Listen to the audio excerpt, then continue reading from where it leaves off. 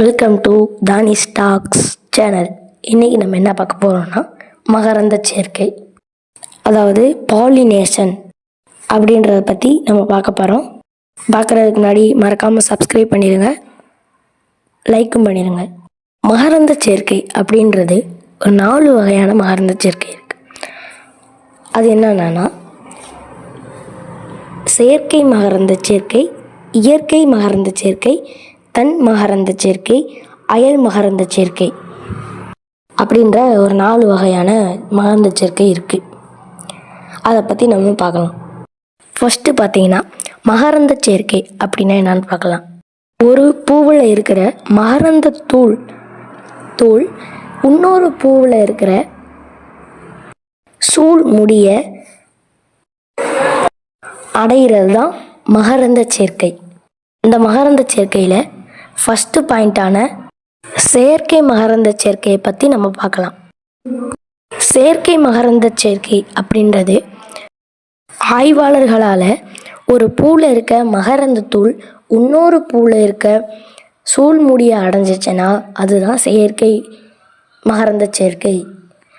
அதாவது நம்ம மனிதர்கள் அந்த ஒரு பூவில் இருக்க மகரந்த தூளை எடுத்து இன்னொரு பூவில் இருக்கிற சூழ்முடியை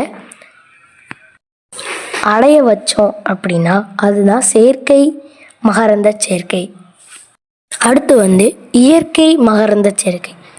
இயற்கை மகரந்த சேர்க்கை அப்படின்னா இயற்கையாகவே ஒரு பூவில் இருக்க மகரந்த தூள் இன்னொரு பூவில் இருக்கிற சூழ்முடியை அடைஞ்சிச்சுன்னா அதுதான் இயற்கை மகரந்த சேர்க்கை. அதாவது இப்போ நம்ம உதாரணத்துக்கு ஒரு பூச்சி எடுத்துக்கலாம், பறக்கிற பூச்சி. அந்த பூச்சி பறந்து போய் ஒரு பூவில் உட்காந்துருச்சு. அந்த பூவில் இருக்கிற மகரந்த தூள் அந்த பூச்சியோட காலில் ஒட்டிக்கிறோம். அந்த பூச்சி மறுபடியும் வேற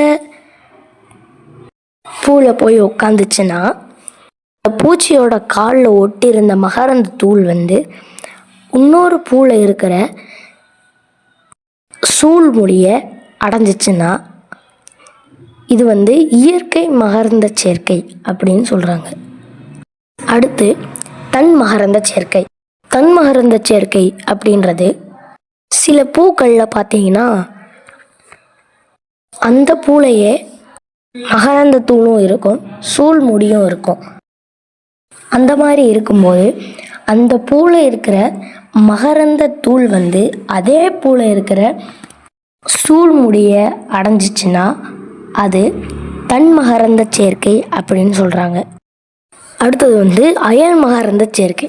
அயல் மகரந்த சேர்க்கை அப்படின்றது ஒரு பூவில் இருக்க மகரந்த தூள் இன்னொரு அதே இனத்தை சேர்ந்த பூவில் இருக்கிற சூழ்முடியை அடைஞ்சிச்சுன்னா அது அயல் மகரந்த சேர்க்கை அப்படின்னு சொல்கிறாங்க. அதாவது உதாரணத்துக்கு செம்பருத்தி பூவை எடுத்துக்கலாம்.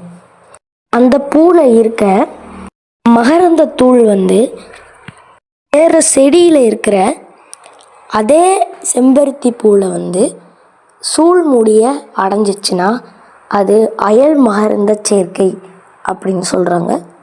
இதுதான் கைஸ். தேங்க்யூ. மீண்டும் அடுத்த வீடியோவில் சந்திக்கலாம்.